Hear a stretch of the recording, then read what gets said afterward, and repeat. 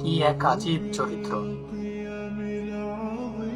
বোন বলে, আমার ভাইটা ভালো না, কারণ সে টাকা পয়সা দেয় না, খোঁজ খবর নেয় না, তাই আমার ভাই ভালো না।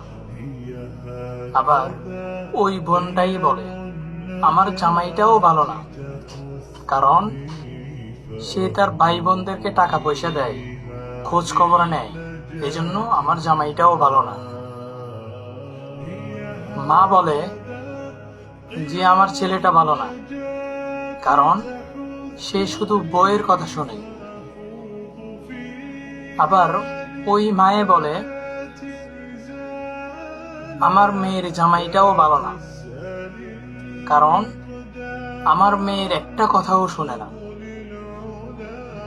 কিরকম অবাক করা চরিত্র। একজন মা তার ছেলের এমন চরিত্র চায় না, যেমন চরিত্র তার নিজের মেয়ের জামাইয়ের জন্য চায়। আবার বোন তার ভাইয়ের জন্য এমন চরিত্র চায়, যেই চরিত্র তার নিজের জামাইয়ের জন্য চায় না।